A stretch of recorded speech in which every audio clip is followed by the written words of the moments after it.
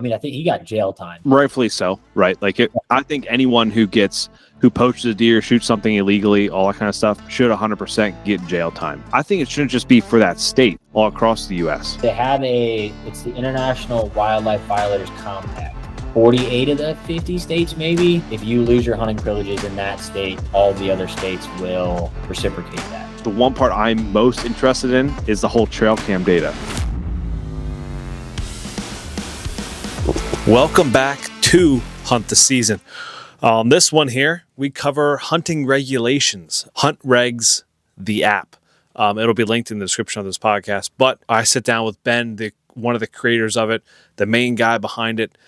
We sit down and we talk about it. We talk about what it does. My thing that I loved about it was you can enter in your trail cam data when you got that big buck, when you got all those doe, when you got those deer chasing each other on camera. You can put that in and you know the exact temp, the wind direction, precipitation.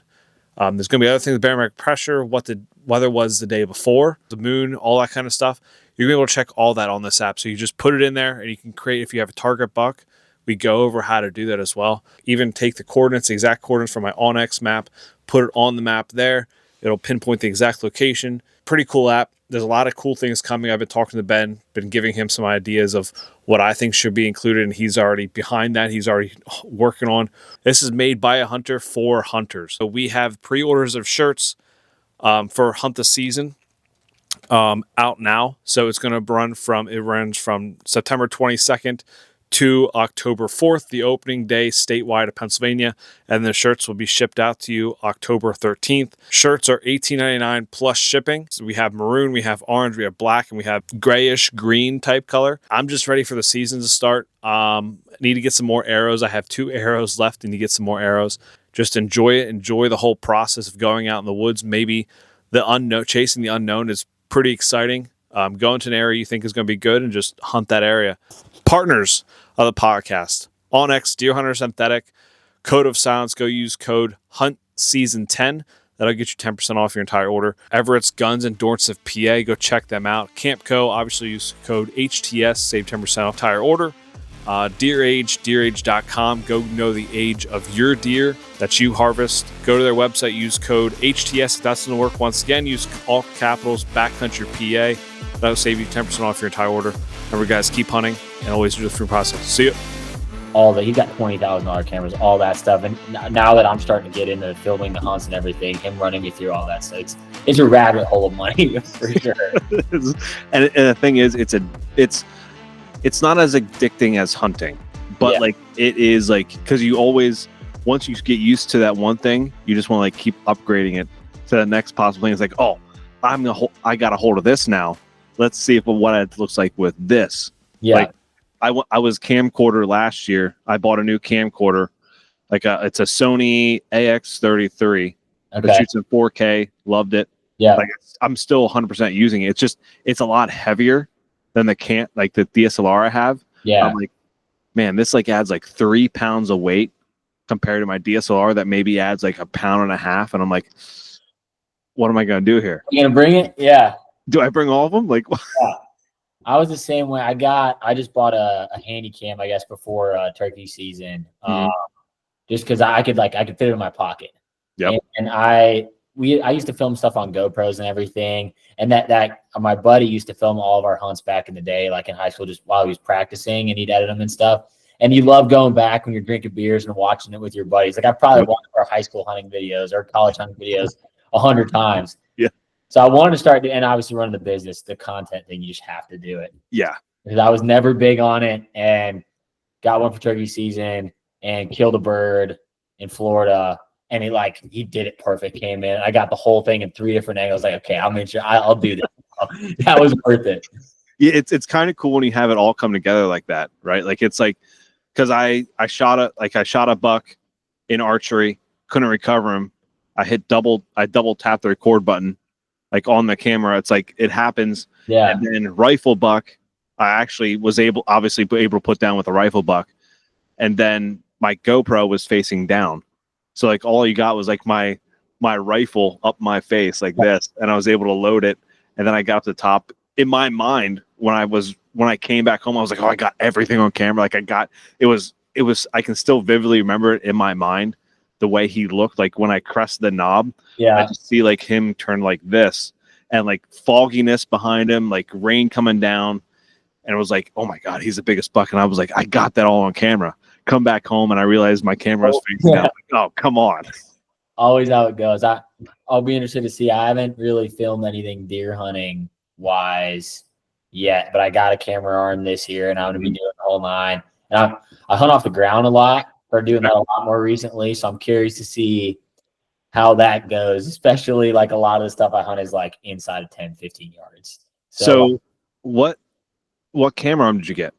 I got the who's the 3D printing guy? The Jet. Oh, yep. Yeah. I got the sub 1 extended. Mm-hmm. Just I'm trying to keep everything as small as possible so I actually bring it. Yep. And I don't know, based on the reviews, it looked like it was good. I don't and it was cheap. It was like $100 or something. Yeah. So, yeah. I got the I don't know if you can see it in this or not, but like I got the Beast arm last year. Okay. It's like kind of like comparable to the Lone Wolf one. Yeah. It looks pretty much exact. Like there's not many different ways you can make a camera arm. I use an 8er on my bottom stick, but other than that, I'd rather carry an extra stick than be freezing, climbing down in the dark and fall out of the tree. It's like I'll carry the pound extra. Yeah. I used 8ers for the first time last year. Do you like them?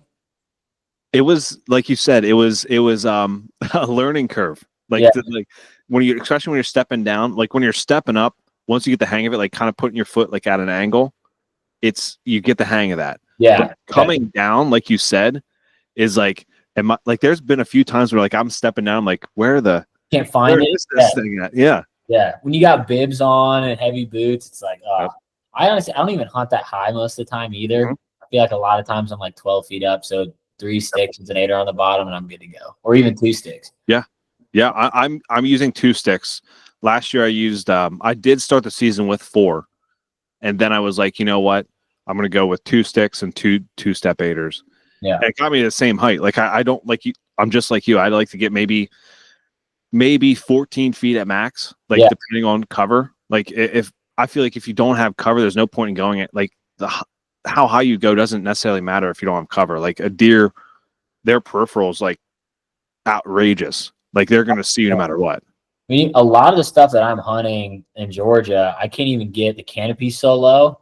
If I get much higher, I can't shoot anything anyway, unless they're underneath me, which is why I hunt on the ground most of the time. Because a lot of times the canopy's at head height if you can't shoot anywhere unless you're lower. Yep. But, yeah. I like to, there was one time, and I always bring this up because it was like, I didn't realize how good a cover it was until I looked back at the picture, like of the stand in the tree. Like I set up in a pine tree just because I was like, this is like the only tree I can actually set up in. Yeah. And looking back, it's like the amount of cover, and I was only maybe 9 feet off the ground. Yeah. And like the deer, they ran right underneath me, and the buck came right out and looked right at me and never saw me. And I'm like, I'm an orange blob in a tree. Like, well, it's like what they say, the best camo is sitting still and shutting up. Don't move. If a turkey doesn't see you sitting on the ground up against a tree, a deer's not going to see you. Obviously, drawing the bow is a whole nother deal. Yeah. And I've had issues with that, but for the rifle, I've killed them really close off the ground. I think it also depends on the time of year too with like deer. Like if it's like close to that, like that rut time frame, and you're pulling that bow back, because like the one I wasn't able to cover this year, like he was 22 yards away from me. Yeah, I pulled back at the right time, but like I was in the telephone pole. Like I had no cover around me at all. Yeah. And like he looked right at me and looked back down and kept eating, and then I shot. Yeah. So like I think if their mind is like somewhere else, like just so horned up that they're looking for something else, like they don't care. They've had their 6 beers and they're just looking for love. Exactly, man. Before we get any farther into this, because this is rolling pretty good right now, we're getting more far into this. Introduce yourself to the listeners, who you are, and the business you have. Awesome. Yeah. So I'm Ben Martin. I started the Hunt Regs app with my brother here. I guess it would have been a little over 3 years ago now. And started with our company mission is to better the hunting community through technology. We've set out to do that a couple of ways. First piece is through a simplified regulation search. So rather than going through that 80-page brochure, you're just specifying your target animal, where you're going to be hunting. We got a list of public land areas. You can pick a private land zone, drop a pin, use your current location. And we're just giving you the few lines of information you need, like those season types, season dates, required license and permits, if there's antler restrictions, anything specific like that. Okay. Yeah, and we've got a journal, which I'm sure we're going to get into a bunch. But journal, and then now I've been working with a lot of the state agencies. I built them a poaching reporting system. There was a big need for them to get high quality information that was customized for game wardens. So I got a committee of those guys together. I was like, in your wildest dreams, what would the best poaching reporting system look like? And I built it for them, and I'm doing that for free for them. So we'll have probably going to be pushing 10 or 11 states under contract for that for this fall. So we're growing like crazy on that front, and then doing a bunch on the regulation side with some other agencies. That's awesome. Like the poaching thing is huge, right? Like the whole thing. I looked at the app a little bit, but I was like, you know what? I want him to like literally just walk me through the app, because I feel like that's the best way for me to learn at the same time as listeners are learning if they're doing this, right? Yeah, absolutely. I did play around with the journal, like entering in one photo. I had one photo, I put that in and everything like that. So like I did that already. Okay, awesome. The poaching thing is like, you don't know how many times. Well, I can count on my hands, like at least 5 times it's happened in around me, right? Yeah. Like local here, I had someone was putting mineral, like they had it was kind of like, it was really weird. Like it was a pile of hay with a salt lick on top of it, and the camera was literally maybe a little bit lower, like thigh height. Yeah.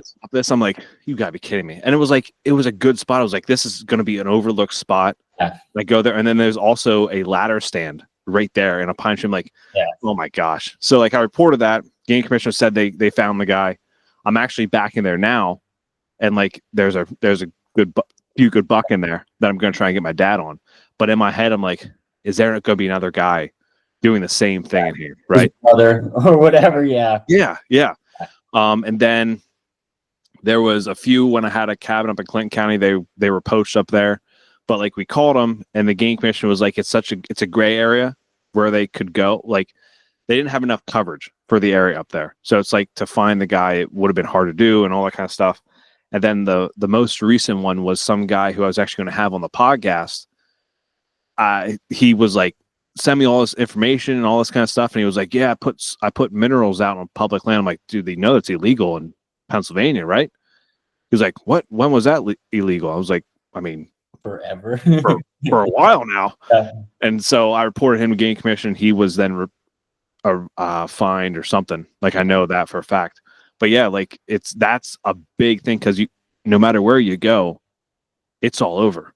Yeah. And we have a huge issue. I think, especially being in the South, I think there's sometimes a badge of honor. So the outlaw mentality down here, it's definitely bad.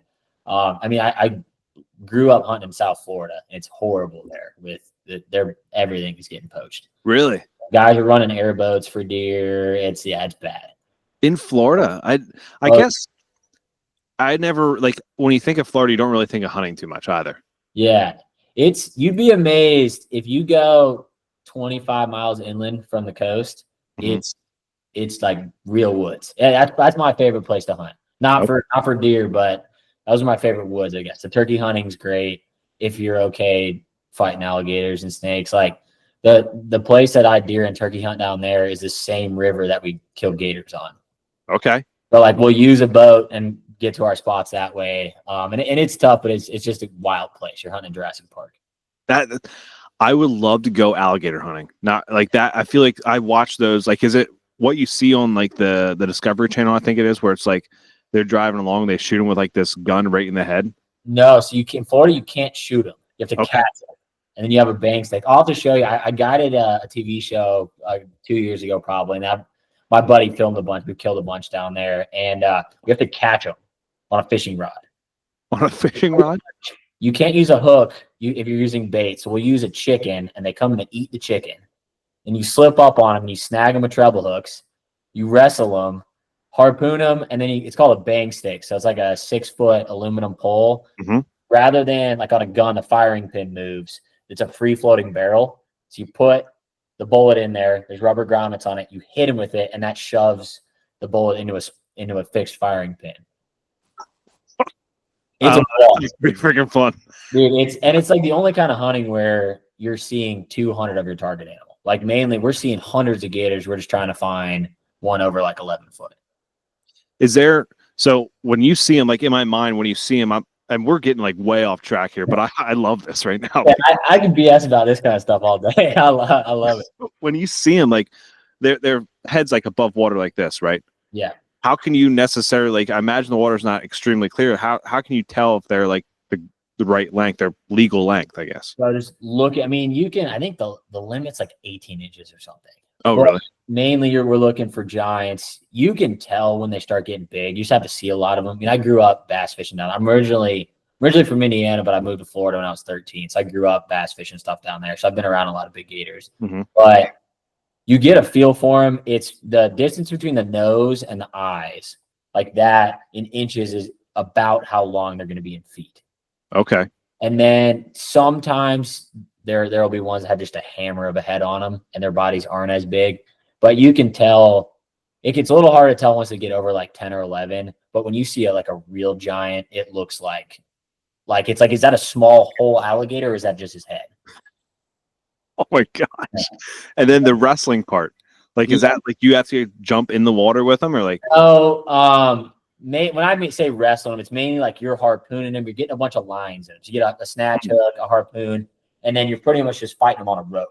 And they're super green, freaking out on the side of the boat. Like my boat's got teeth marks all over, up and down the gunnels and on the sides from them biting the boat. Yeah, but yeah, I mean, they're really smart. So like a 11-foot gator, it might be 20 years old, and on these places they've been getting hunted since they were born, pretty much. Mm-hmm. So they know that people and boats are bad news, and this is way out in you can hunt them all over the place, but the place that we hunt's the middle of nowhere. They will hear your boat running up the river and go down because they know people are bad news. So mainly we'll find a long stretch where we can see 300 or 400 yards. I've hunted that river for a while, so I know where some are. If we're driving, have the binos out, we're looking a couple hundred yards upriver. You see a good one. We get the boat up on planes. We're going 25 miles an hour, and you throw the chicken out, and we just keep hauling. And we're using big offshore reels. So we'll just keep that in free spool. We'll drive 200 yards away and pull up and then just wait. 10 minutes goes by, they'll all start popping back up. And then you're looking at them and you see, okay, there's a good one. And you pop it like a topwater frog and they will come off the bank and just trash it. It's like having a 400-pound bass eating. Oh my gosh. I love deep sea fishing. Like that's the only kind of fishing like and catfishing. That's the only stuff that I'm really into. And that there sounds like a freaking blast to me. Dude, you ought to come down. That's actually like before I got into hunting, I worked on I was made on a tarpon fishing boat, made it on marlin boats, doing that whole thing. Like I grew up doing the whole offshore deal. Okay. Got introduced into hunting and say fishing's the gateway drug into hunting. That's definitely the case for me. So what's the best season to do that? Like what's a time frame that you would recommend doing? It's in August, like right now. So okay. I'm not applying for tags in Florida. As a non-resident, it's really expensive. As a resident, $260 for 2 tags. Non-residents, $1,100 typically, or $1,020. Yeah. And with everybody moving down there, it's got a little harder to draw. But opening day is usually August 14th or 15th. Okay. All right. And we try to go within those first couple of days when they're still pretty dumb. I have buddies that guide down there that kill them later, like in November too, and it's not as hot because it's 5 degrees down there and the meat spoils pretty quick. But I like doing it early before deer season's open and everything. Yeah. There's nothing else to do in August. You can go kill big gator. That would be quite the trophy, put it that way. That's like, I would classify that as like killing a really big bear in Pennsylvania. Yeah. Like I don't know what I would do with a big gator. Like if I killed one, yeah, but I'd do something with it. Obviously, like get a tanned or something. I don't know. Yeah, I mean, I've got a bunch of skulls, and then I usually get the hides tanned. I'm gonna get some stuff made with the leather this year. I've just done like the back mounts, like laid over a pool table or on your couch or something. That look pretty sweet. But and it's not, if you do the head yourself, it's obviously that's free, and then the hide's like $400 to get it. Yeah. So it's half as much as a deer mount is these days. But, yeah, and probably like a quarter of what a bear would be. Yeah. So I mean, that's pretty cool. So that was a great little rabbit hole there. Yeah, dude. I mean, if you ever want to come down, by all means, if you apply for tags, I can tell you where to apply. I'd be happy to take you. Dude, absolutely. My brother-in-law lives down in Tampa. So I mean I have a place to stay and all that kind of stuff. So yeah. Bradenton, so just south of Tampa. Yeah. That's where I grew up. Yeah. Okay. Yeah. Yeah. That would actually be pretty freaking fun. That would be fun to do. So back to Hunt Regs. Yes. How did that come about? Like, what was you guys are sitting around and, what was that, what it came from pretty much? Well, I'm a first generation hunter. Didn't have my dad didn't hunt. My dad grew up in Indiana, like shooting groundhogs, just kind of rednecking around, but he was not a hunter. And I got introduced to it. I guess I did a little hog hunting and stuff in high school, like just with friends, and my dad like went with a guide kind of deal. But I didn't know public land existed. We didn't have access to any private, so I just didn't even think that was something that was in reach. I went to college. My college roommate introduced me to public land. And it was like the world was my oyster at that point. I was hooked immediately. And I remember the first time stepping out of his truck on someone else's property with a gun, I was like, there's no way this is legal. Like, we're going to jail. And immediately I was like, this is the coolest thing ever. So I was hunting in Texas at school, and then I started hunting in Florida. My brother was in Indiana. So we were traveling all over and hunting. And I'm a diehard researcher. I'm like, knowledge is power. And I want to follow the rules. The rules are there for a reason. I was finding myself making mistakes. Not like I was shooting deer out of season, but like archery only pieces are something that, like, when you're just looking at general, you look up when does deer season start, and then you get there and there's archery only signs. Like, oh, well, what am I doing here? Or I was hunting in Michigan and I was passing does because I thought I just had my one tag, and realized I could go buy a $5 doe tag at the gas station every day until the 30,000 quota. So I was missing out on opportunities. I figured there had to be a better way to display it than the way the government was doing it. There's probably a better way. So we set out to figure out a way to do that species and location specific search. So rather than like on page 5, the required licenses and permits, 20 of your seasons, if you're hunting public land, there's probably some obscure document you have to go find. Well, there had to be a way that we could compile all that. So it's just quick. Am I legal today? And now we're staying away from like muzzle loaders, 30 caliber or larger, your draw away to the bow, diameter of the broadhead, mineral stuff. Still going to the brochure, but the things that you need to know on a day-to-day basis for those specific areas in that animal is what we're focusing on. Yeah, because the one thing with the archery only, like it's past a statute of limitation, right? So like my grandfather passed away, so it's not going to affect him anymore, right? We were at a piece that I now know, well, I'd say like 3 years ago, I know is now archery only, but we were rifle hunting this piece. And he shot a deer on that piece. And I'm like, my dad didn't know. Yeah. My grandfather didn't know. I didn't know because I was 11 at the time. Yeah. And it's like,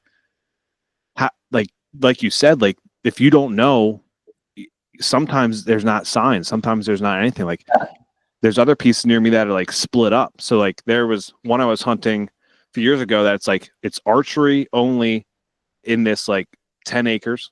Yeah. Then this 20 acres is rifle, and then this piece over here is off limits. And it's like the only way you really know that is if it's broken down either on a map, or if you go there and you physically see like these little signs on the tree that say, oh, archery only.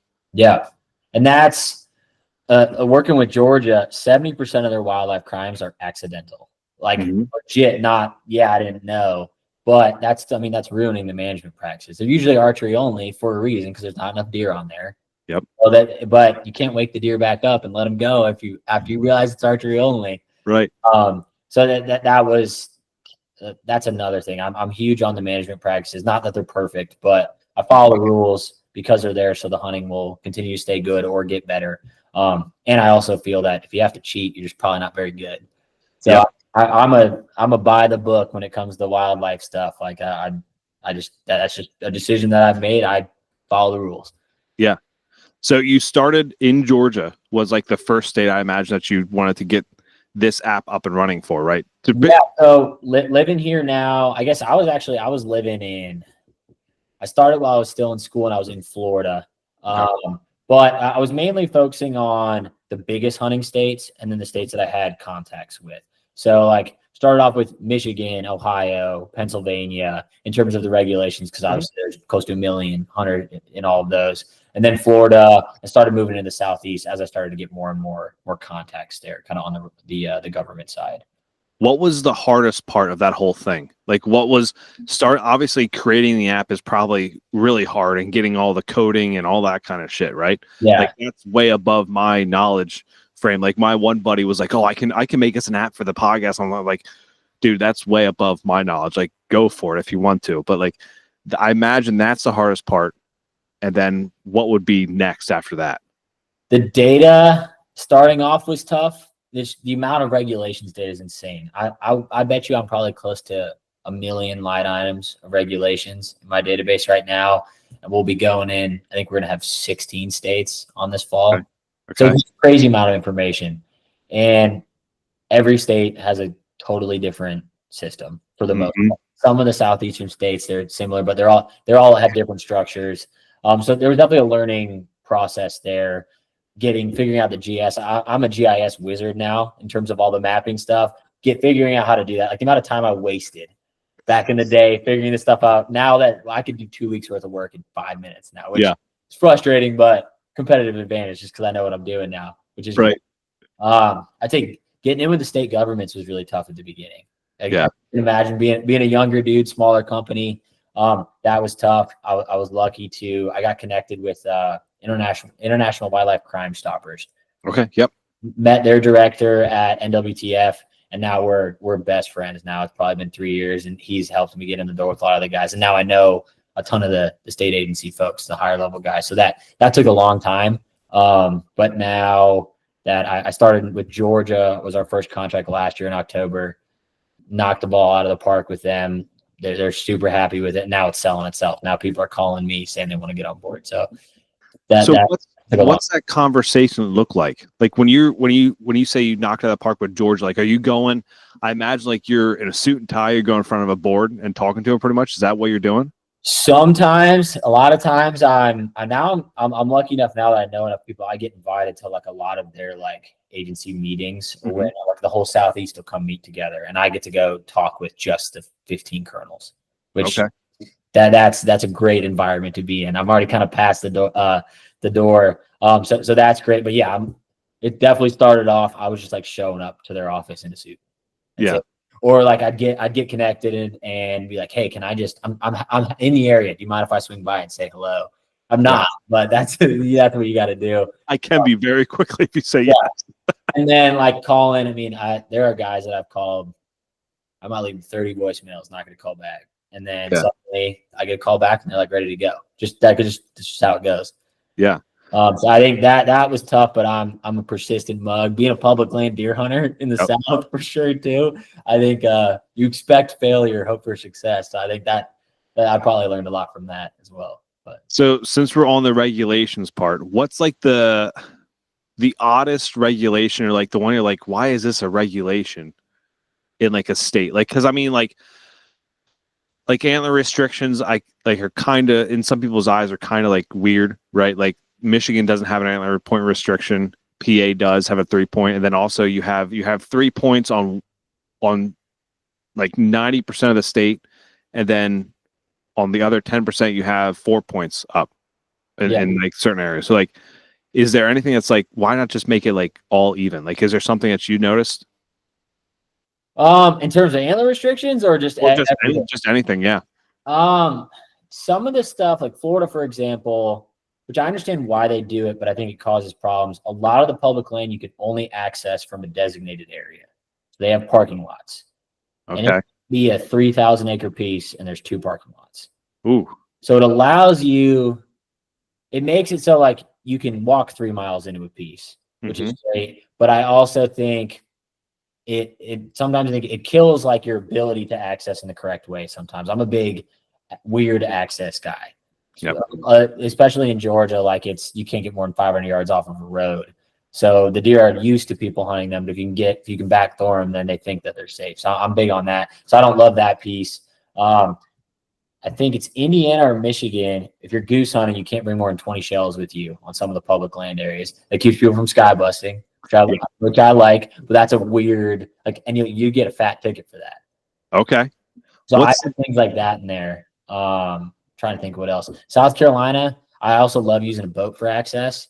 Some of the pieces in South Carolina you can't access with a boat, and it's swamp. Yeah. A lot of the WMAs you can't even probably get into it because you can't use a boat, which like I don't love that aspect because that's how I like hunting a lot of times. But I guess those are some of the weird ones.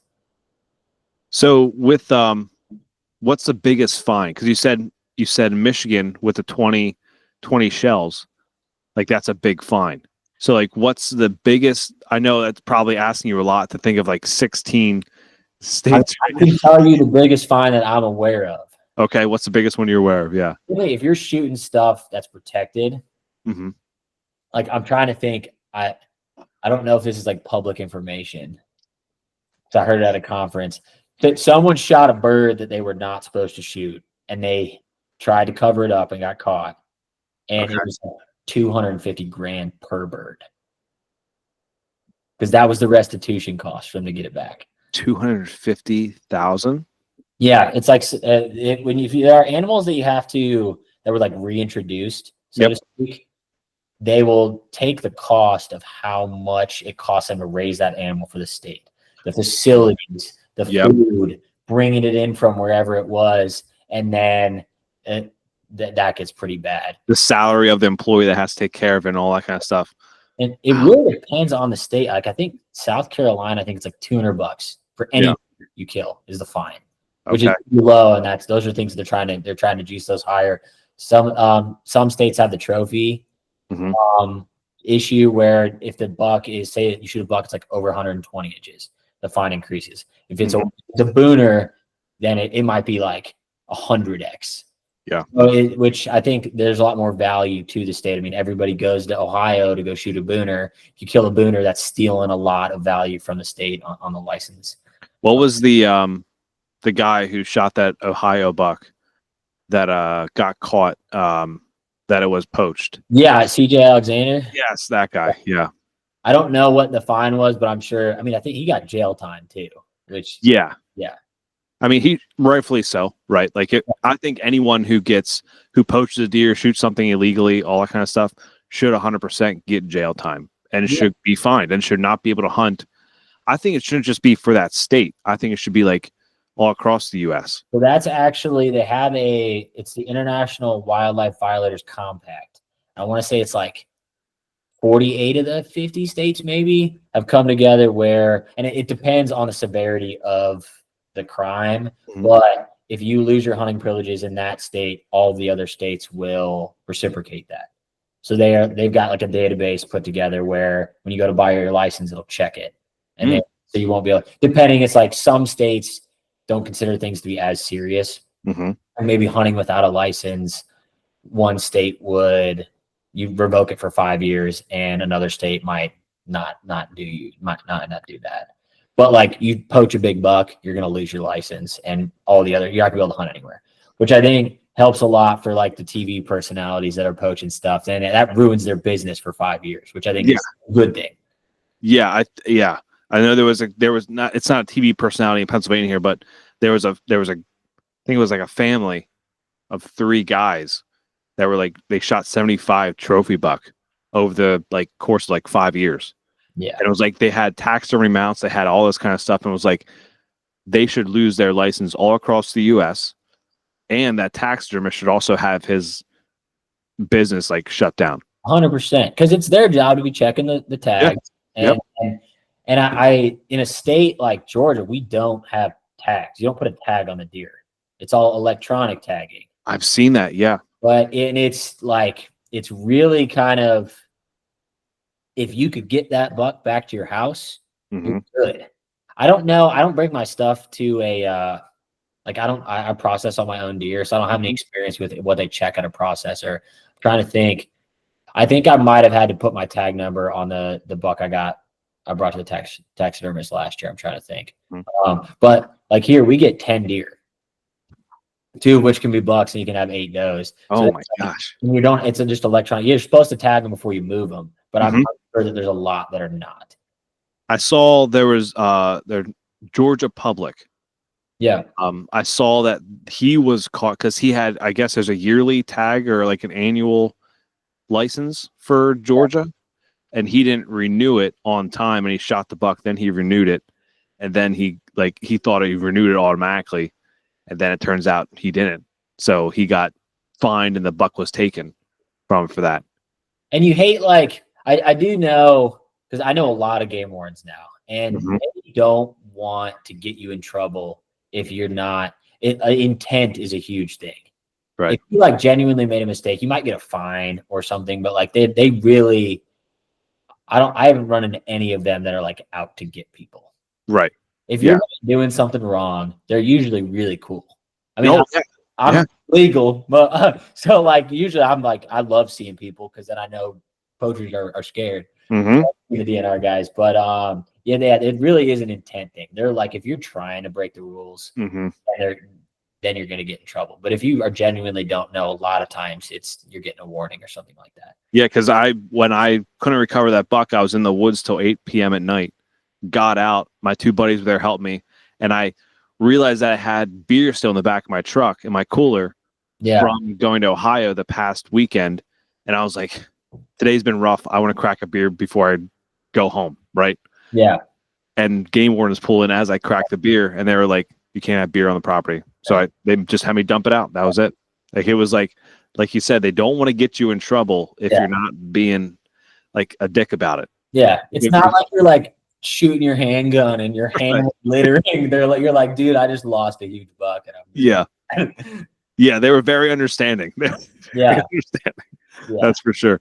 So, okay. So back to Hunt Regs now. So we did the regulations part of it. Now there's one part that I like. The one part I'm most interested in is the whole trail cam data part of it, like where you enter journal notes in there with the trail cam picture, and then it like calculates everything. Yes, sir. So that to me, because I did it and I only did one. So my question before we get into that is like, how do you add? I'm going to pull up my app here quick. Yeah. How do you? And I don't want to show it on the screen because the picture of the buck I'm after is on it, so I don't want to. I mean, I could share my screen if you want. Yeah, let's try and do that. So when you go in there, I have the journal entry there. Can you add, because I have multiple at this one location, is there a way to add multiple pictures? Yeah, so I've set it up to where a lot of your information is saved, so it's like almost templated out. So if you're checking one camera, you're doing a card pull. Yep. And you're mainly focusing on like one buck. You can save it when you make a property location that is saved. So then you can just click from the list of the drop down. This is that camera location. If you name a deer, if you give it a nickname, antlered or deer, that'll also be saved. So you can go through all your changes, date, and time. Okay. Number those out super quickly. Okay. All right. Yeah. I think it'd be cool to show the listeners that if you're able, because I think the best way to do it is to share. If you can connect with your phone too, because we tried before. Here. Yeah, I do a lot of demos showing the phone, so I can get this going here. Because I'm like, man, because I just did that today. Put that entry, and I'm like, okay, that was pretty cool because it had like a breakdown. It had like the moon phase, it had the wind direction, the temperature for that day, the pressure, and like I was like, this is pretty cool because like I have obviously when you're looking at like. I have all these notes from like this one particular buck of when he was like in the area. Yeah. Like it saves me a ton of time instead of like writing all that stuff down or going onto Weather Underground. Yeah. And I used to do the same thing. So of course I'm having the app is crashing that I usually use for this. Let me see if I can the first time. Let me see, I might be able to do it quick. But yeah, and I used to do the same thing. I ran an Excel spreadsheet for a long time. And I would go to Weather Underground and I would do pivot tables and try to figure it out that way. And that takes a ton of time. And the Weather Underground information is not, it's not great the further back you get. They stop saving the very local information. And that that obviously is a killer. If you're doing a long soak camera for 12 months and you go back and the closest place you can get is an hour away and it's not even in the mountains, it's not. You might as well be in another country. Yep. So we have a really good weather API here that is super accurate. You go 17 years in the past. And 17 years. Yeah. And I have found it to be more accurate, both our weather prediction as well as the weather, that historical data, to be more accurate than anything else I've used. Oh my gosh, that's awesome. So I have another one here that's November 7th. I'm dropping in the same location. Just got to change the date here. Yeah. And you don't even need to hit that plus button. Well, there's two that came by this same day, which is two really big buck. But this one I'm putting in now was the only time he ever came by. I just want to see what the wind was, because if it's the same wind, that'd be kind of crazy. They both came up the same wind. There we go. Now it's working. And that is, and I can run you through, because there's 100 different ways you can go with this in developing these patterns, but I've got thousands of entries now. I'm typically running 40 cameras a year on public. Yep. And okay, let me see. Or is it cell or standard? I do both. Okay. I like the cell cameras strictly because like time is a commodity right now. Oh yeah. Yep. I don't live close to where I hunt most of the time. A lot of times it's an hour to an hour and 30-minute drive. So just the time it takes me and the truck gas that I'm burning to go check those cameras is brutal. I'd rather spend the $10 a month, and they're getting so cheap. Like I use the Moultrie Deltas, and they're $40. You know what I mean? You know which one I've been looking at? Like I kind of like the whole idea of is those cutty backs, where like you can have one main camera and other cameras going off of that, where it's like you have like all you need is that one camera to have service, and then all four of them have service itself. I like that, because you probably have horrible cell service where you're at, right? Where I get my good buck at, yes. I believe that's usually where they like living. Yeah, they do. Really good luck with I still have the OG, the muddy, I think it's the Edge. Yep. And I like it strictly because you turn that thing on, you hit the button, and it starts and it works. Yep. Not necessarily the best picture quality, but I'm trying to put the deer on the wall, not frame the picture. I don't really care. If it's a big buck, it's a big buck. You know what I mean? Yeah. And then usually with the video, you can figure out what it is. Yeah. As long as I can, the ones I don't like are I wouldn't even say I don't like it. For the price point, like you can't really be on the spy points, like the links, the micro links or whatever they are. I had so many issues with those back in the day. The false triggers, them not working, but that was a long time ago. Yeah. I do like that they're that big. Yeah, they're super small. Yeah. I had up in my parents' camp, like I hung one up for the first time, and I was like, it was a new area. I was like, I'm just trying to learn this as quickly as possible. And like it wasn't getting anything on camera. And then one day I got like these two hammers coming by, but they were like, it was terrible picture. I was like, I just want to actually see what they are. The one time I get something on camera, I want to see what it is. Right. And I like the videos for that a lot too, at least with the Moultries. I think sometimes you get a picture of what looks like a small buck.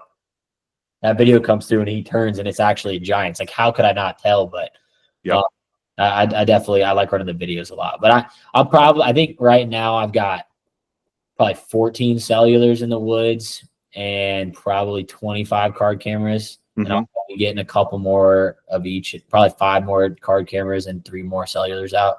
Yeah, my wife won't let me get any more cameras. I'm like, when they go on sale, Dude, you can't. It's like a drug. You can't just can't stop. It's like they're just so cheap at that time. Like I just want to have more. I run I do the Muddy Pro cams, like the ancient, for $30 now, and I look at it, it's like that's 2 trips of truck gas for me to go scout a spot. And I'm a volume of spots guy. I used to get locked in on one deer in like one spot, and then someone else shows up, or they clear cut the bedding, or he gets killed. So I guess last summer I decided I'm like, I'm gonna get I think there's big bucks all over the place. Everywhere I go scout, I find a good deer. So why don't I just find 50 good deer? And then it doesn't matter where someone is, if someone's in my spot, I could care less. I'll just go try to kill a different one, and then I can be more aggressive. So I can go for broke on every single hunt. And that worked for me last year. And when I could throw a $30 camera in a spot, I don't even have to hunt it that year. Go back and have great historical data using the app to go in and then have a fighting chance at that deer. That's just been my strategy lately, and it's been paying off. That's when after we do this, I want to hear a success story from using this app, because I think that's the biggest part. Like, obviously you can have this app, but like using it to your advantage is why it will work so well, right? Yeah, absolutely. After we go through this, I want to hear a success story from this. All right, so I'll show you. So just to make a journal entry, super quick. You got your date up at the top, just general like iPhone flow here. Our property, which I should probably have that blurred out, but I'm not too worried about it. You hit your location here, you're able to see the cursor. Is that showing up? Yeah. Yep. So you hit that, you got a list of all the spots on that place. If you hit the orange button, that'll take you to a map, and you can zoom in, use your current location, address, and go drop a new pin, save a new location. But say I'm just going quick, I'm going to hit that. I've got my list of all these target bucks on this piece. Is that your legit list? Yeah. Well, some of these are old, but I would say, yeah, just about all of them. These are all of my target bucks, I would say. There's probably, I'm sure a couple of them gotten killed. I'm not necessarily up with all of them, but yeah, these are all target bucks that I was chasing at some point here. That's amazing.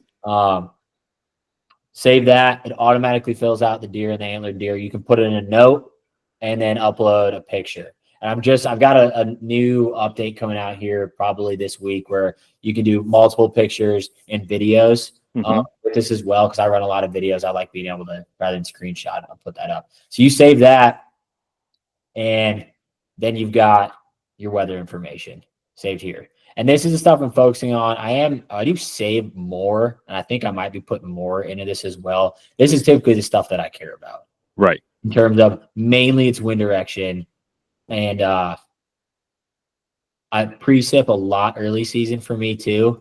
But it's mainly wind direction and then pressure. Just because sometimes if there's a super high pressure and that's what I'm only seeing deer, I might not necessarily be right on a bed or something. Yeah. They might be moving a little bit further that day. And then dates, and in terms of weather conditions, wind is my biggest thing, and time and the date. Dates are huge for me, but I'm really big on the historical data. Okay.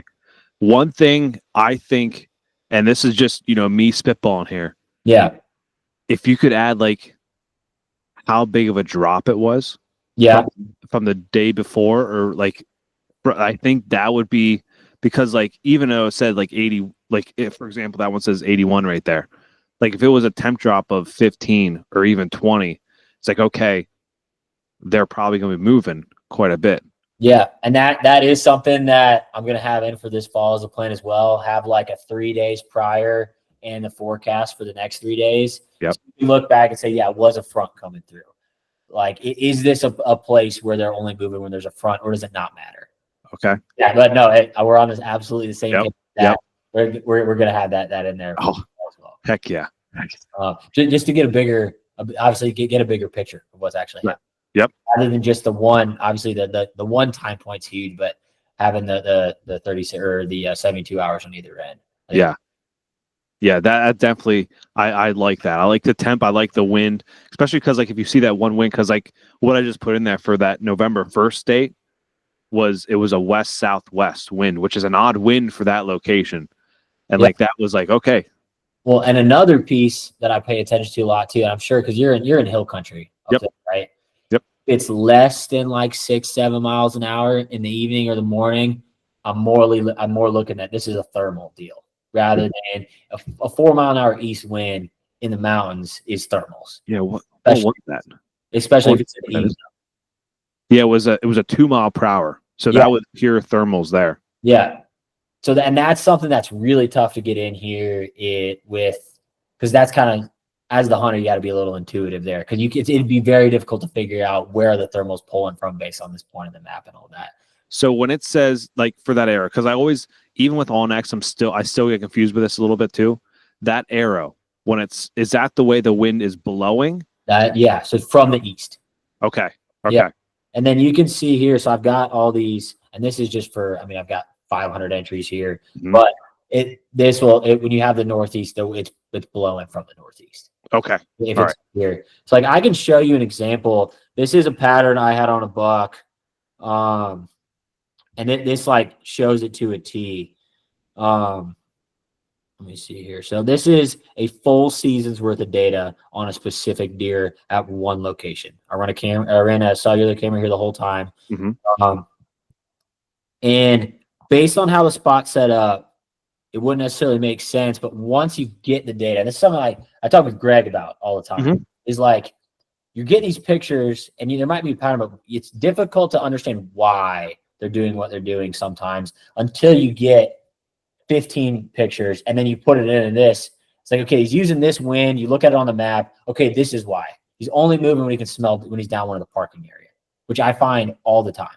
Okay. And that's what this buck specifically was doing. And he was only in there. I couldn't kill him because of what he was doing. Yeah. Let me see here. I think I probably plugged in the wrong days. This was a couple of years ago. Was that a 23?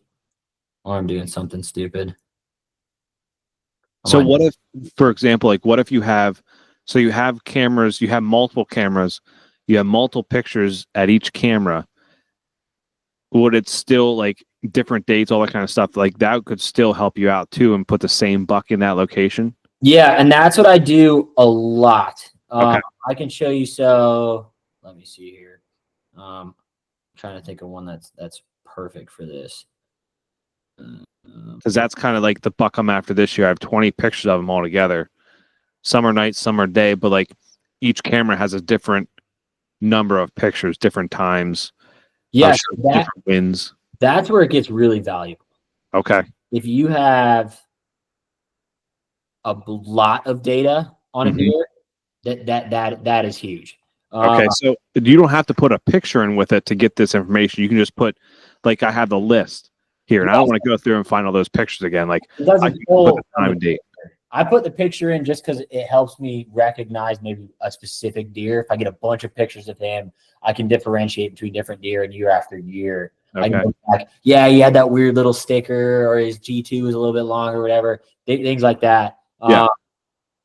So when you start getting a lot of data, that's valuable, especially with the data over time thing. So I'll plug in here a specific spot. This is a season's worth of data on. Oh, that's why I was putting in the wrong spot.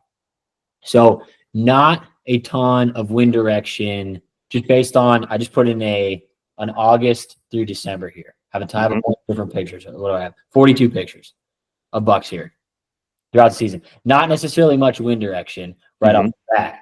What I do see is serious spikes in the activity. So like our season typically second week of September. So early that 926, 925, 927, multiple big bucks in there for those couple of days. Then nothing for 2 weeks. Huge break.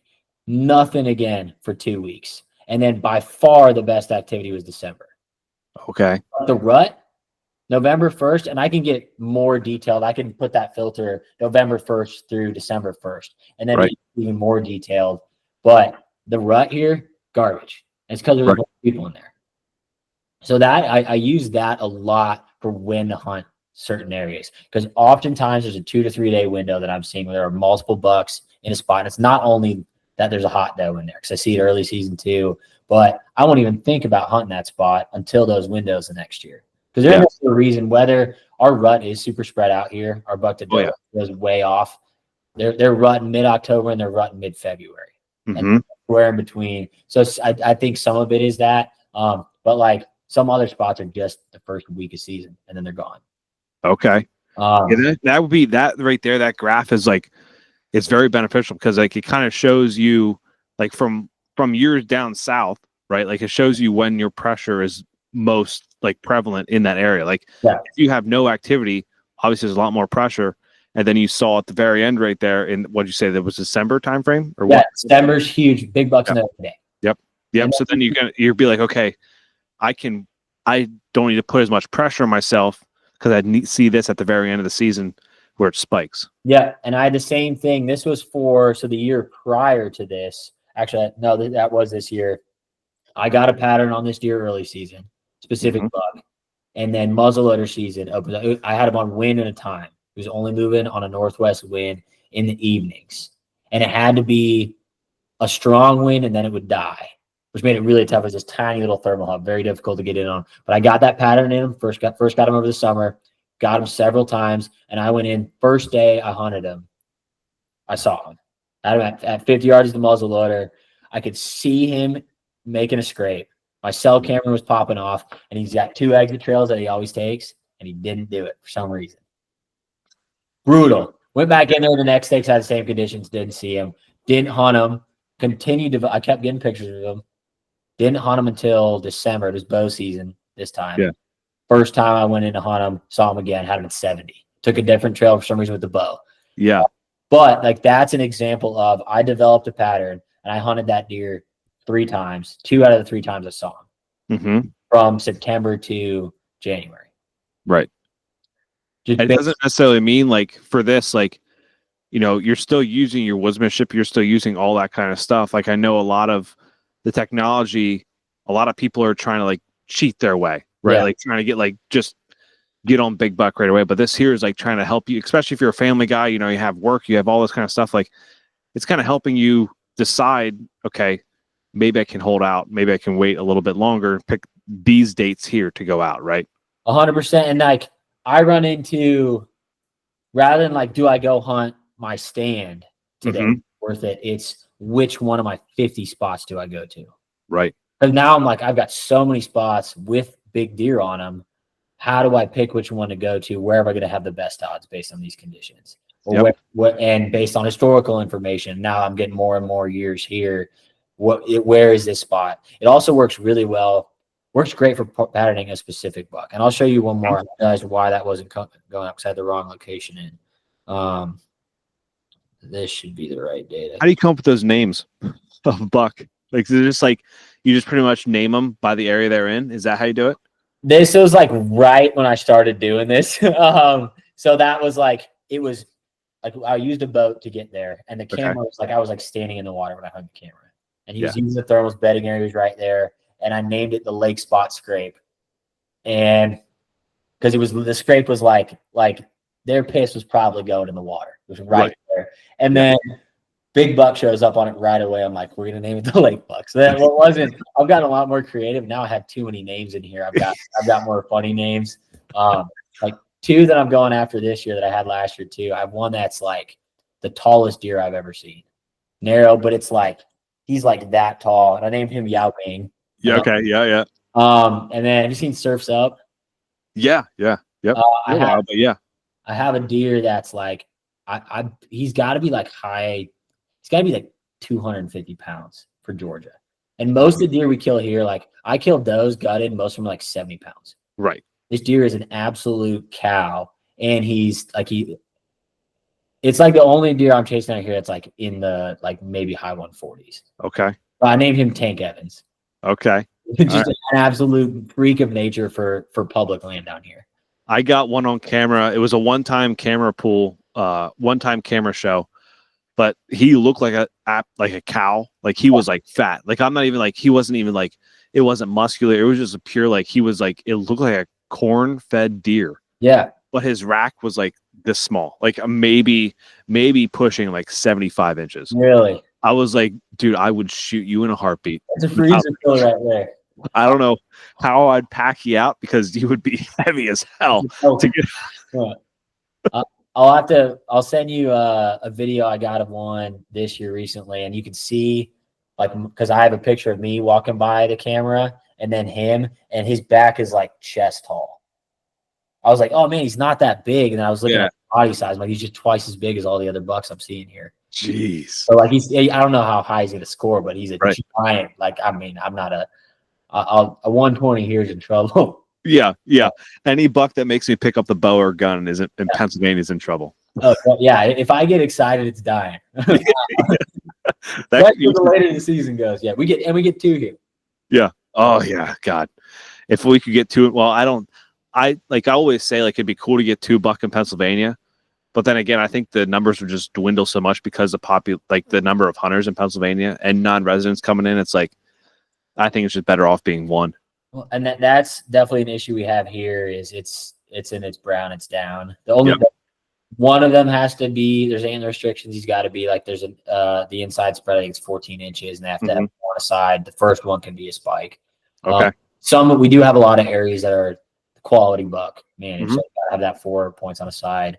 But we get 2, and then a lot of public, there's bonus hunts where you get another buck tag for that weekend. It's rifle season. One of the places I'm hunting, and I found some hammers on there, like high 130s bucks down here, and I think there were 750 bucks killed on it last year. It's 20,000 acres, but that's a lot of bucks. Yeah, that's a lot. Yeah, and obviously there's too many deer. Yeah, there's tons of does, and I don't think people are killing enough does either. But if they didn't have that, and there's still giants, like they'd be all over the place. I think that's a problem all across the U.S. is people aren't shooting enough does. Yeah, because everyone wants that trophy buck, and I mean I get it, right? Like it's the only thing you can hang on your wall. Yeah, but yet to keep getting big deer and big buck, you need to also control the population by shooting doe. Like Seek One does that with the doe. Yeah, doe. I forget what they call it, doe patrol or something like that. I mean, I kill a ton of does. I try to eat as much deer meat as possible. Like if I could only eat deer meat, that's the goal. And we can kill a lot of deer. So I kill a bunch of deer. I like pulling the trigger. I enjoy that aspect of like harvesting my own food. Like I don't bring my stuff to a process. Not there's anything wrong with that, but like I love the whole process. And my brother and I and my girlfriend's really into it now too. We can have a deer like from hanging, gutted to in the freezer, like vacuum sealed in like 45 minutes now. So we go out and we kill a ton of deer, and we got down here, we kill a bunch of hogs too. So I could have shot 3 doe last year. I had 8 come out in front of me, and I was like, it was probably the first time I ever was like, which one's the biggest? Like I'm like looking at all these, like trying to size them up, and then obviously the big nanny doe comes out to my left, and she's like about to blow, and I'm like, well, I got to shoot you first. So I shoot her. Little one's still staying there. I'm like, oh, well, I'm not going to shoot you right now. I say right now, right? Because like if she was the only one there, I would have shot her. But like then 2 more come out. And I'm like, okay, which one's the biggest one? Yeah. Pop her. And then I'm like, okay, there's another big one down there. Do I want to shoot 3 doe right now in this one spot? Yeah. And then it's like, oh man, I'm going to have 3 hours of cleaning tonight. Yeah, it was. Luckily, my dad was there to help me drag it out, or else it would have been kind of rough. Yeah, that's like our muzzleloader opener down here is usually like we usually like hunt those in the mornings, and then we'll hunt bucks in the evenings, and like that's usually a meat haul. My brother and I will go put that. We've got spots that are like you can pattern does really well with this too. Obviously, they're probably getting pressured a little bit less. There's a lot more of them, and I think they're a little bit more habitual. Like we have patterns on deer. It's like if I want to go shoot a deer, I'll go kill a deer in the morning.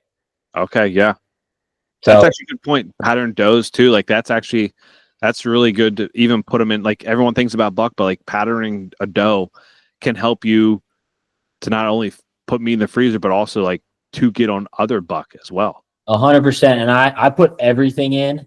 I don't necessarily do everything during the season, but I go back and I will put in every single deer I got. Because there will often be trends. Yeah. When a spot is hot, whether it's based on acorns or what, but a lot of times you might only get a couple of pictures of the bucks, but if you're having a ton of does in there, it'll be hot for like 2 weeks, 3 weeks, and it's probably because there's a food source or something going on there.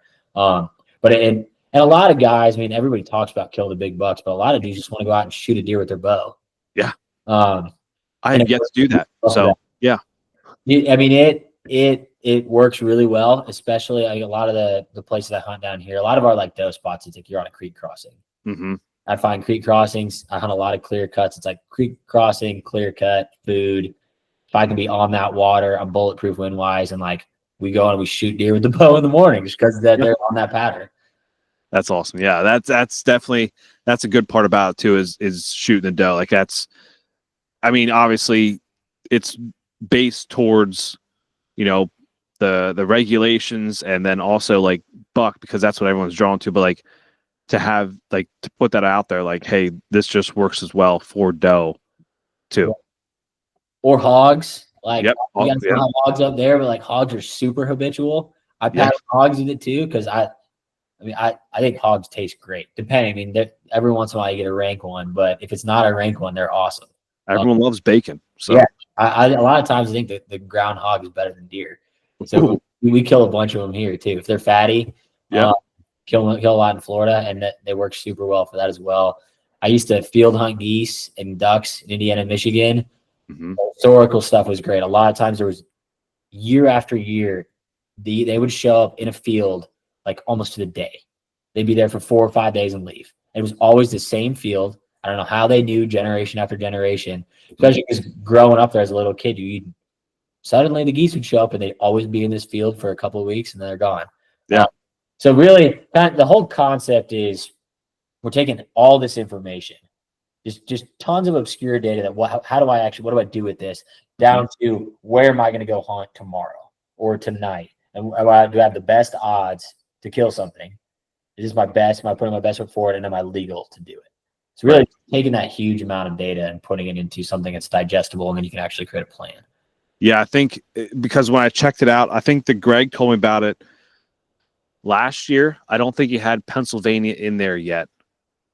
I'm not sure. I know I looked at it. I was like, oh, Pennsylvania's not in here yet or something like that. And I was like, well, once it's in here, then I'll try it. Right. And now I see that's in there and I see that you have all the game lands. Like the thing is you can go through, like you have game lands in there. You have state forests in there. You have national forests in there, which are the big ones. Yeah. And you also have, I believe you have like other public land, like Lancaster conservancies and all that kind of stuff. Like you have all the pieces you can physically hunt on.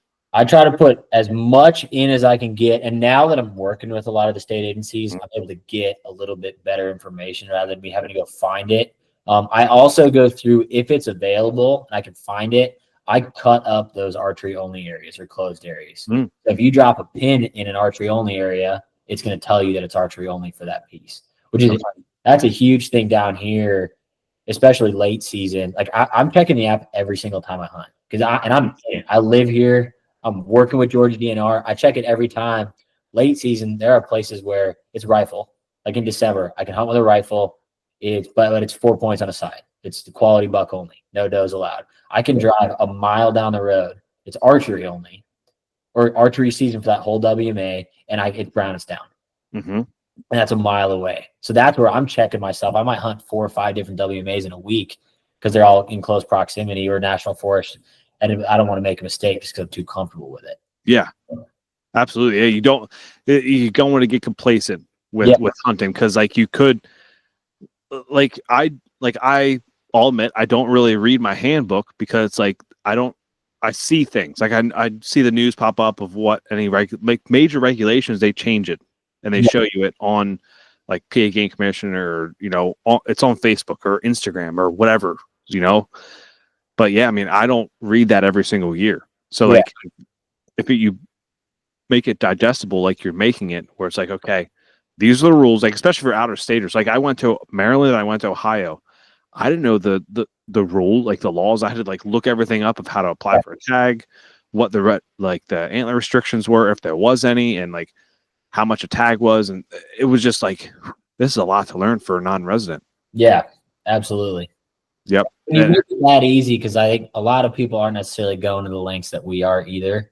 Yes. Or they just don't even know, don't know any better or don't know how. So when you make it where it's at this simple, especially like with your saved properties for the journals, I have it where all you need to do is just select your property and then say I'm deer hunting, and it'll give you the information for that area. So that's what I do every time I go.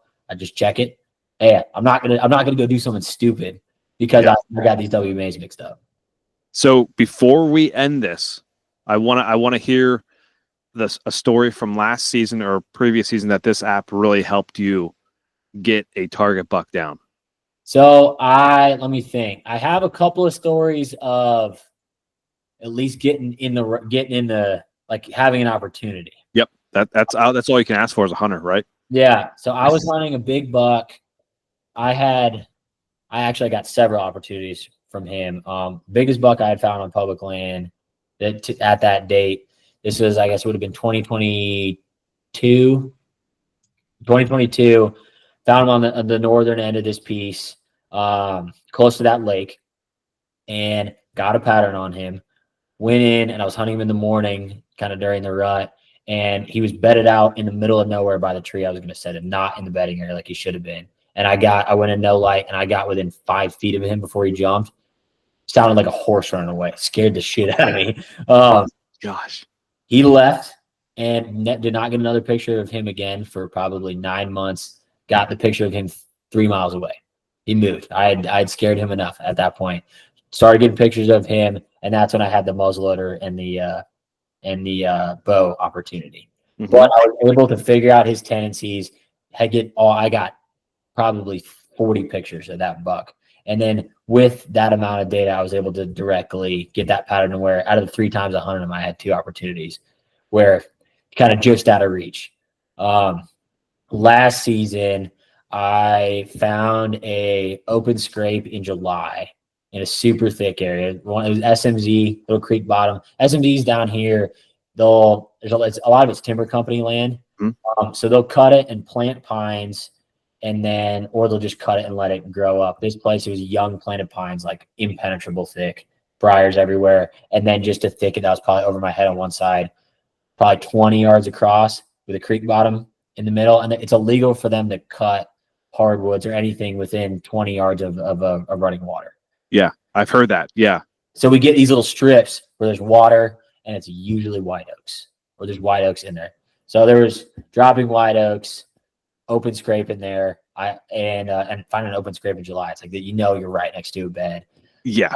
I started running a camera in here, started getting a bunch of big bucks, probably 3 or 4 different ones leading into season. I was getting them like daily going into season, on a specific wind. So on this wind, it was only after a rain, which as you can imagine, you get a heavy rain, they go and they want to freshen up the scrape. Mm-hmm. Yep. So opening day, evening came in, I slipped in there and set up on the ground. This was one of those places where it was so thick I couldn't really get into a tree. In addition, I find in a lot of these areas, if I get in a tree, the wind will be swirly. If I'm sitting on the ground in the water, my thermals stay there. There's a lot of big boulders, keeps everything really cold. So if you're on the ground, your wind's pretty much bulletproof, especially in the last 30 minutes where it starts getting squirrely. Yep. Set up to shoot this scrape, and had a giant, like a high 130s come in behind me to come hit the scrape. And I had taken a little bit of a loop, so I wasn't exactly sure where I was going to set up because I hadn't been in there in 2 months. Everything got a little thicker, and I heard him in his bed. I'm like, that has to be a deer. But I kind of wrote it. It was 20 minutes of him messing around in his bed. Thought I heard him cough, and then hear stick crack, and I look behind me, and giant at like 12 yards because it's so thick, coming right down, gets broadside at 8 yards, and it's too thick for me to shoot him right there. But I was able to get my bow back. And the way I hunt on the ground a lot with the bow is I'll hang my saddle in the tree and just kneel on the ground, mm-hmm. and just to take some of the weight off your feet and your knees. So I was able to get drawn and turn, and he needed him to take one more step, dead to rights. Like it was more like 8 feet. Like it was crazy. And he catches my ground scent from where I walked and wigs out and runs. It's always that one step. It always is that. It's that one step. I think they have that sixth sense about that last step. Yeah, and I think like I'm probably a little too conservative on my shots. The first buck I ever shot, I had skipped it off a branch, hit him bad, and I've had several get away because I want it to be super clean. I can probably thread the needle. I shoot my bow 3 or 4 times a day typically, so right. I'm dialed, especially at 8 feet. Yeah. But one of those deals. But I mean, I used the app. I knew it just so happened that opening day that the conditions were right.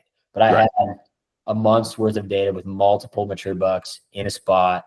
I knew based on this wind to get in there clean, as well as just they were on this pattern for this. It was like a southwest wind, I believe, or southeast wind. Mhm. And then right after the rain.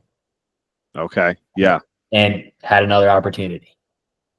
And then I mean, with the does, like I've got tons of Yeah. where we go and you shoot a doe. Yeah, exactly. Yeah. No, that's it, to have those opportunities is just like obviously like with you making the app and you using the app on a daily basis, like you can get that those encounters, right? Yeah. So, like other people, if they put the amount of time into the app and put the correct stuff in and all that kind of stuff, like it can help you if you read it right and you go in there and you do everything correctly, like and use your woodsmanship. Like if the wind's right, the thermals are right, temp is right, like the app will tell you you're going to have those encounters. At least you put in the right spot, right? Yeah, and even if you don't want to target a specific buck necessarily, you can do. I also have some mapping built in. I don't want to burn. I hate when people spot burn. Not because it's my spots. I've got plenty, but I don't want to ruin anybody else's spots. Right. But you can do a filter like for this WMA. I got a north wind tomorrow, and it's October 15th. So I do a date range October 10th to October 20th with a north wind. I can look at that map and I'll say, okay, I've had 30 entries at this stand, 10 entries at this stand, 2 entries at this stand. These are my best odds based on this wind direction and this time of year to go in and shoot a deer. Or you can do it by antler deer. You can also select all that apply. A lot of times you have multiple big bucks on one spot. So I can say, okay, 3 or 4 different bucks. I want to pull all of those entries for all these ranges. So you can go 100 different ways with it. But if you're not only targeting a big buck, I just want to go hunt tomorrow. Where's my best odds to see deer? You can do the same thing with that. It's amazing. Honestly, like the once I enter that information there, I'm like, man, that cuts down a lot of time to be able to look at that and know what the wind was, what the precipitation was, like the wind direction. You did a good job. Like I like that. And the regulations and the poaching is huge too, right? Like those we're everyone wants to get a big buck. That's what it's based around. But yet also the regulations and the poaching is a huge part, because that's what makes hunting better, is by knowing your regulations and reporting the people that are doing it wrong. Absolutely. I appreciate that, man. It's spent a lot of time on it. We tried to build it the best way possible. And I think, and also we're always looking to make it better. Yep. Always looking to make improvements. So I'd love to hear your thoughts after you're messing around with it. If any of the listeners have ideas, like we can put my email or whatever on this, or reach out to me on Instagram, which is Hunt Regs App. We're always looking to make it better. If you have ideas, I do have a couple of additions. I don't know if we're running out of time here. No, you're good, man. We're still recording. I'm good. I'm adding in something that I've wanted myself, and we're talking with Greg and some other guys. We're going to do it that they agreed, is I'm adding in some almost like a folder for property locations and specific deer. So you can almost have like a dossier on a specific buck where I can have pictures of his tracks. Does he have a weird track? I can have every picture I've ever gotten of him, so I can figure out exactly about him. What time of year is he maybe showing up on each of these spots? On the location side, where the deer are typically coming from on this location. Is it, or do they use it differently in October versus September? So I have a lot more, I guess, analog things like slider bars and things that we can also filter by, just to get even more in depth. And then if you're hunting 50 spots, it's hard to remember maybe where exactly they're coming from or what time of year. So you can put all that in rather than having to do a filter every time. I can just click on this location. When was the best time to be here? Mm-hmm. Yeah. Also, can you add videos in there? Like, is that? Yeah, that's coming as well. We'll have pictures and videos both for the location. So you can like take a picture of your stand, or like where the camera is so I can find it in a year, or from the tree stand. Okay, where are my shot angles? Like, where do I need to be set up? I like taking pictures like where the cover is on the tree. Maybe like, do I need to bring 3 sticks for this spot, or is it 1 stick up, or is this on the ground? So you can figure it out in the dark. Yep. Same thing for the deer. So I'll have pictures and videos and all of that. Yeah, because on X, like I use on X, and like it gets muddied up. Like I'm like, okay, which pin did I put like this information? Like I have my kill tree, like tree I want to set up in, or like anything like that. But then it's like to add notes in there. Like I personally, for my mindset, like I still write on notepads. Like I would rather have multiple, like 2 apps, Yeah. like an OnX and then Hunt Regs, to like have my journal over here and not take up and not put pictures in my OnX. Cause like, I feel like if you put pictures in OnX, it slows OnX down drastically. Yeah. I'm in the same, but I mark everything I see. Yep. Like I will mark every single piece of sign I see and then go back on my computer and try to like deep dive. Okay, what is the bigger picture here? But then I think I have close to 10,000 pins. Oh, and like it stops working. I have to cut half of them out and hide them so it works. So yeah, I'm with you. I like having it totally separate. And that was part of the idea, is that this is definitely not a mapping app. It's right. You're not marking a rub and a scrape or your kill tree. It's the journaling. It's how do I patterning to actually kill that deer. Right. And the one thing the map you use, is that Google Maps or Google Earth? I mean, yeah. So I want to say we have Google Earth on here, and I think Android might be something different. No, we got Apple Maps on iPhone. Okay. I have found to be better than most of the other apps in terms of it being updated and crisp at a zoomed in. Yep. And obviously it's when you're scouting a spot, a lot of times I'll check 3 or 4 different maps, whether it's Google Earth or OnX. But I found this one to be updated very well. And you can copy the coordinates from OnX right into the map, and it'll put the pin right in that location. Yep, and that's the same way that I do it. I pull them over that way. I was doing it the hard way, and I was like, where is it? Trying to zoom in, yeah.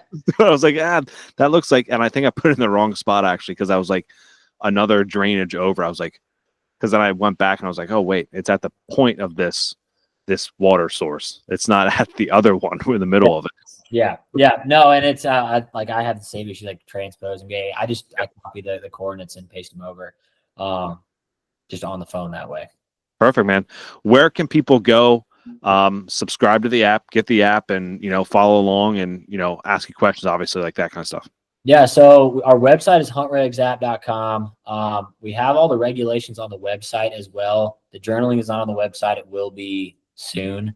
But journaling is all on the phones. We have iPhone and Android, so just App Store and the Google Play Store, both available there. The regulations are all free. Poaching reporting is free. The journaling is a paid upgrade.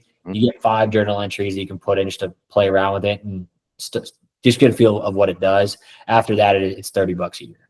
Okay. Yeah, I think once I would love when that goes up on the web too, because to do the journal on there. Like I obviously use my phone quite a bit, but like to come back and like see the big stuff on the screen, I'm like, oh man, that's so. And I'm the same way. I do like all my scouting. I typically do on the computer too. Yep. And I've had some other people reach out asking to do the same. So we'll have it up on the computer as well. And then when you're in the tree or you're in the woods, you can be doing the stuff on the phone and then kind of do the bigger breakdown on the computer. Is there an offline? So like if you don't have service, does it still work without service? Yeah, so it will save it to your phone, and then it will upload it to the cloud once you get service. You won't get the weather data, obviously, without service, because we have to pull from a weather API. The mapping is hit or miss with service. Sometimes it's difficult to actually load that picture. You can use you have a GPS in your phone. You can use your current location for that.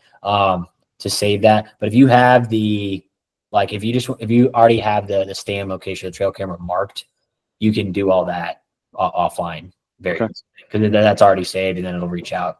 The regulations, all those are saved to your phone as well.